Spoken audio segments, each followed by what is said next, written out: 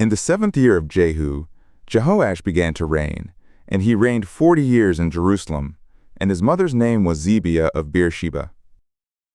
And Jehoash did that which was right in the eyes of Yahweh all his days, in which Jehoiada the priest instructed him.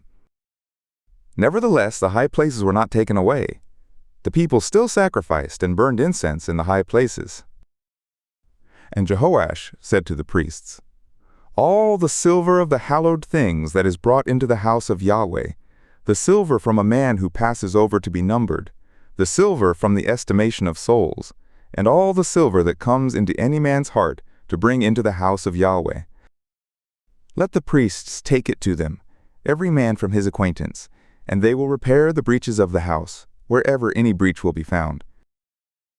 But it was so that in the 23rd year of King Jehoash, the priests had not repaired the breaches of the house. Then King Jehoash called for Jehoiada the priest, and for the other priests, and said to them, "Why aren't you repairing the breaches of the house? Now therefore take no more silver from your acquaintance, but deliver it for the breaches of the house." And the priests consented that they should take no more silver from the people, neither repair the breaches of the house. But Jehoiada the priest took a chest, and bored a hole in the lid of it, and set it beside the altar, on the right side as one comes into the house of Yahweh. And the priests who kept the threshold put in it all the silver that was brought into the house of Yahweh. And it was so, when they saw that there was much silver in the chest, that the king's scribe and the high priest came up, and they put in bags and counted the silver that was found in the house of Yahweh. And they gave the silver that was weighed out into the hands of those who did the work, that had the oversight of the house of Yahweh, and they paid it out to the carpenters and the builders that wrought on the house of Yahweh, and to the masons and the hewers of stone, and for buying timber and cut stone to repair the breaches of the house of Yahweh, and for all that was laid out for the house to repair it. But there were not made for the house of Yahweh cups of silver, snuffers, basins, trumpets, any vessels of gold, or vessels of silver, of the silver that was brought into the house of Yahweh. For they gave that to those who did the work, and repaired the house of Yahweh with it. Moreover, they did not reckon with the men, into whose hand they delivered the silver to give to those who did the work, for they dealt faithfully.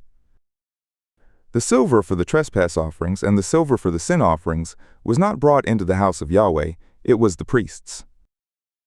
Then Hazael king of Syria went up, and fought against Gath, and took it, and Hazael set his face to go up to Jerusalem.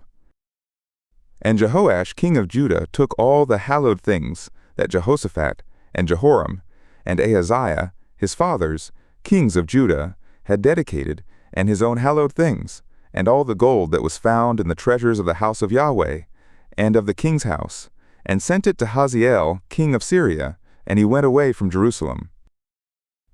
Now the rest of the acts of Joash, and all that he did, are they not written in the book of the Chronicles of the kings of Judah?